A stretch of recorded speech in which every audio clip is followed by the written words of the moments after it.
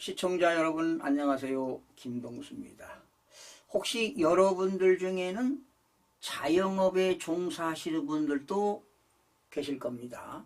그런데 요즘 경기가 워낙 어렵다 보니까 자영업에 종사하시는 분들이 매우 어려운 것 같아요. 지난 1분기 때 식당하고 카페를 운영하시는 분들이 폐업이 속출하고 있다고 해요. 그리고 그들이 이제 그 이자 비용이 높다 보니까 이자 비용 감당이 안 돼 가지고요, 자꾸 돌려막기 하는 겁니다. 그러니까 버티기에 한계가 왔다는 것 아니겠습니까? 그러니까 폐업 수가 늘어나는 겁니다. 특히 식당 중에서는요, 1식당이 10집 중에 4집이 문을 닫았다고 합니다. 바로 일식당 같은 경우는 좀 비싸지 않습니까? 경제적으로 여유 있는 사람들이 외식을 하는데 자꾸 이제 물가가 비싸다 보니까 외식이 자꾸 떨어지다 보니까 일식당이 많이 폐업을 하는 것 같습니다.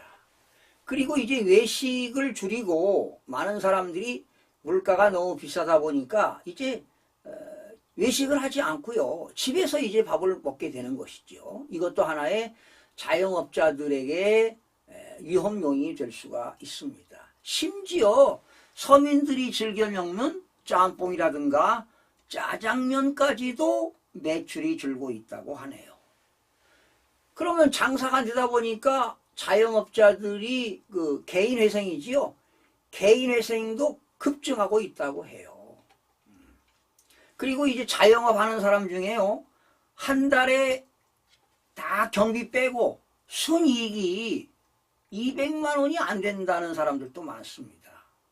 그러니 자영업 하시는 분들 200만 원도 못 벌어가지고 자녀들 학자금이라든가 학원비라든가 또 여러 가지 비용이 들어갈 거 아니에요. 얼마나 어려움을 느끼는 거 아니겠습니까? 그리고 이제 소비자들이 비싼 가격에는 지갑을 열지 않습니다. 싼 가격에만 지갑을 열게 되는 것이지요. 그러다 보니까 이제 창업을 해도요, 커피점을 한다 하더라도 아주 저가 커피점 같은 것을 개업하는데 일순간에는 유지가 될지 몰라도 가면 갈수록 장사가 되지 않습니다. 사실은 싼 커피집도 운영이 안 되는 것이지요. 인건비하고 집세하고 또 대출받아서 창업했다면 이자 비용에 어려움이 가중되는 것이지요. 특히 치킨집 운영하시는 분들 정말 힘들 거예요. PR해야 되지요. 또 주문받아서 배달해야 되지요. 저도 오래전에 우리 그 친척 중에 말이죠, 집안 중에 치킨집을 개업한 경우가 있었어요. 그래서 그 치킨집 그 PR을 하려고요, 광고 전단지도 좀 뿌려본 적이 있거든요. 아파트마다. 그러면 그런 전단지를 뿌리면 주문이 많이 와요. 그러면 주문이 와도 치킨을 물건을 만들어가지고 치킨을 배달하려면 배달할 사람이 있어야 될 거 아니에요. 알바를 쓰게 되면 또 비용이 많이 발생하니까 그냥 집안 식구들이 돕는 거예요. 그래 저도 학교 끝나고 저녁에 또 토요일날 일요일날 수업이 없는 날 뭐 아르바이트가 아니죠. 그냥 집안에서 하는 거니까 이제 봉사 도와준다고 하는 것이지요. 그래서 그 치킨을 아파트에 배달을 갔는데 저한테 배운 학생이 나와서 아니 교수님 이게 웬일이세요? 참 이런 질문도 받고 참 그런 에피소드가 있었는데요. 사실은 그 치킨집을 운영하시는 분들 참 어려움이 많다고 합니다. 요즘같이 경기가 안 좋으니까 주문도 늘지 않다고 그래요. 주문이라도 있으면 얼마나 기쁘겠습니까? 그런데 주문도 늘지 않는 상황에서 매장을 운영하는데 집세하고 인건비 얼마나 힘들겠습니까? 또 뭐 전기료, 가스료, 뭐 수도료, 각종 비용 얼마나 들어가겠습니까? 그리고 또 대출 받아서 창업하시는 분들은 이자 비용이 예전에보다 지금 2배 이상 늘었다고 해요. 또 그러면 장사는 안다는데 폐업을 하고 싶어도 폐업을 안 되는 거죠. 폐업을 못 하는 거예요. 예. 생계 유지하려니까 일단은 폐업을 할 수가 없어요. 또 폐업한다 하더라도 폐업하는 데 들어가는 비용도 만만치가 않습니다. 예. 그리고 개업할 때는 다 새로운 물건을 샀는데 폐업하게 되면 그거 중고로 정말 넘기기도 힘들어요. 그러니 신당동에 지금 중고 물품들이 얼마나 많이 쌓였습니까? 예. 예?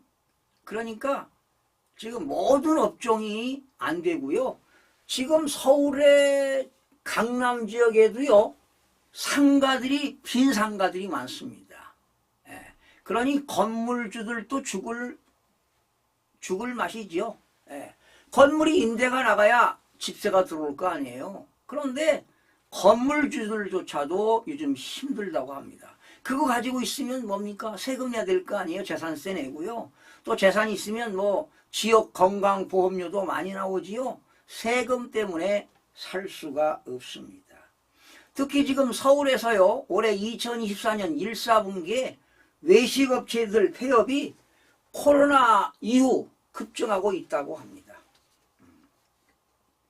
그리고 외식업체들이 폐업하는 이유는요.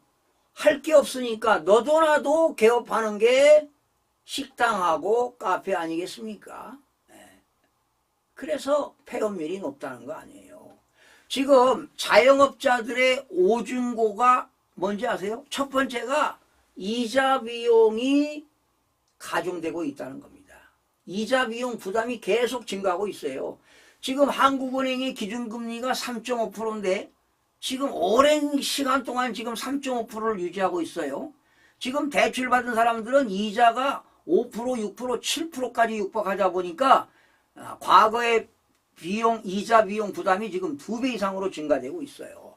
거기에다가 아르바이트를 쓰게 되면은요 최저임금을 보장해야 되잖아요. 최저임금 인상으로 인건비 때문에 어려움이 많습니다. 그리고 세 번째는 이제는 자영업하는 사람들이 직접 배달하는 게 아니잖아요. 배달 플랫폼을 이용하니까 주문 금액의 수수료가 최저 6%에서 많게는 12%까지 부담한다고 하잖아요. 그리고 자영업을 해도요 좀 비싼 물건을 파는 사람들은 고물가로 인해서 소비자들이 지갑을 열지 않기 때문에 매출이 급감한다는 거 아니겠습니까? 그리고 이제 저가품 위주로 사업을 하는 사람들은 출혈 경쟁이 아주 심하다는 겁니다.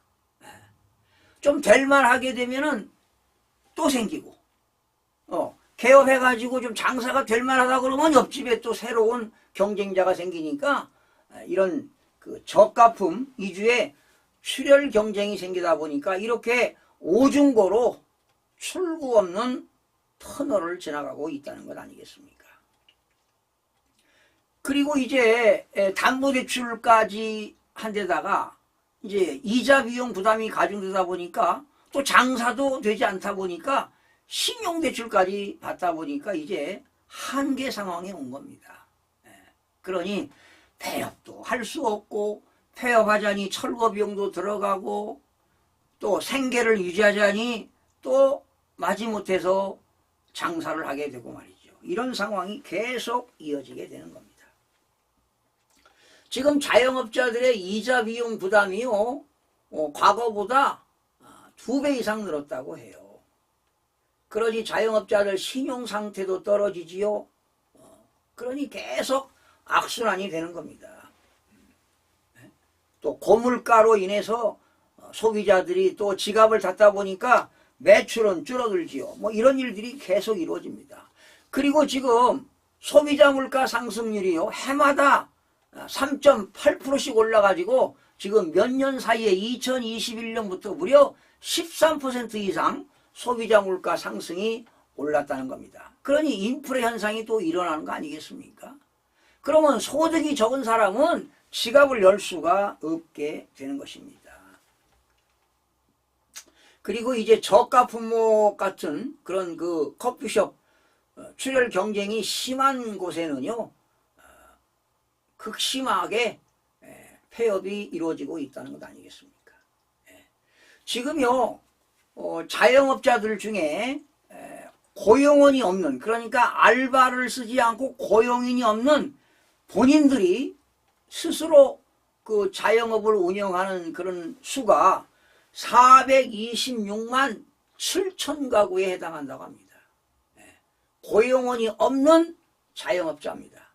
그러니까 가족들이 하는 것이지요. 알바를 쓰게 되면 그런 아르바이트 비용이 그 최저임금이 들어가니까 가족들이 그냥 하는 겁니다. 가족들이. 그러면 가족들의 인건비가 나오겠습니까? 그렇게 운영해도 한 달에 순이익이 200만 원이 안 되는 자영업자들도 있다고 합니다. 그러니 그들이 어떻게 살아가겠습니까?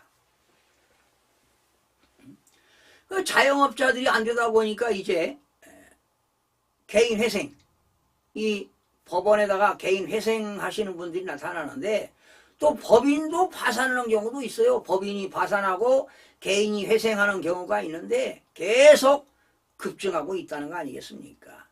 지금 이런 걸로 봐서 지금 제대로 경제가 제대로 굴러가지 않다고 보시면 되는 것입니다. 자, 이런 가운데 어제 안타까운 소식이 들렸어요.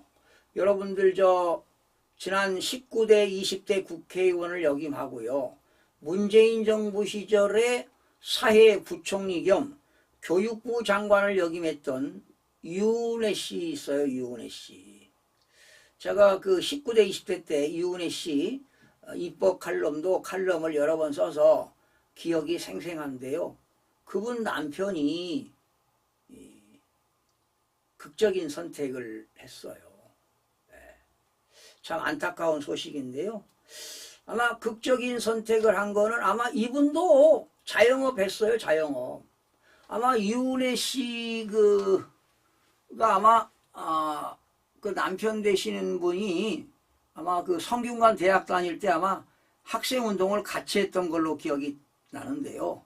아마 그분하고 운동권 시절에 만나서 이제 결혼도 했고, 그런데 아마 내가 볼 때는 유은혜 씨가 국회의원을 2선을 했고 재선을 했고 뭐 교육부 장관 했다고 해서 뭐 경제적으로 풍족하지는 않을 거예요.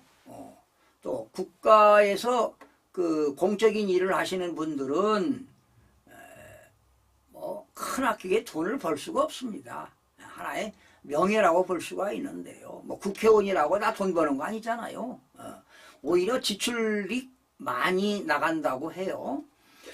자, 그러면 이제 그 유 장관도 이제 공적인 일을, 국가 일을 맡았지만은 남편이 아마 킨텍스라고 있죠. 일산 킨텍스에서 아들하고 아마 그 식당을 운영한 걸로 알고 있습니다. 그러니 그런 식당 운영하는데 어려움이 많다 보니까 또 장사도 안 되지요.